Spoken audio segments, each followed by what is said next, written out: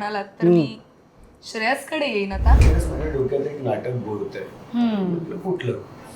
तो म्हणाला भगवान श्री सखाराम बाइंडर नावाचं मुलांनीच लिहिलेलं नाटक आहे. ते माझ्या डोक्यात घोळतंय, तर आपण ते कधीतरी करूया. ठीक आहे. आणि मी गेलो तेव्हा मला दादाने अशी स्क्रिप्ट दिली, दाऊदची भूमिका तू करतोयस. म्हटलं अरे दादा मी वाटेन का तू करतोयस दाऊदची भूमिका. मॅट सखारामच्या त्या स्क्रिप्टमध्ये ना कंसात बरीच वाक्य आहेत. जसं विजय तेंडुलकरांच्या नाटकाचं ते म्हणजे सखाराम बाइंडरचं ते विडंबन नाही म्हणता येणार, पण त्याच्यावरनं घेतलेलं नाटक, फॅन्टसी आहे. हा फॅन्टसी. तर विजय तेंडुलकरांच्या नाटकात जसे कंस खूप वापरलेले असतात, कंसात खूप गोष्टी लिहिलेल्या असतात, रंगसूचना.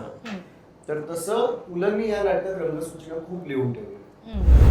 रीडिंग चालू असतानाच दादा एकदा म्हणाला की श्रेयस आपण असं केलं तर रंगसूचना त्या खूप कमाल, आपण तुला स्टेजवर आणूया त्या रंगसूचनांसकट लेखक म्हणून, लेखक म्हणून, प्रतिनिधी लेखकांचा. लेखकांचा प्रतिनिधी म्हणून. आणि म्हटलं मग दाऊदसाठी बघू कोणतरी. पण तू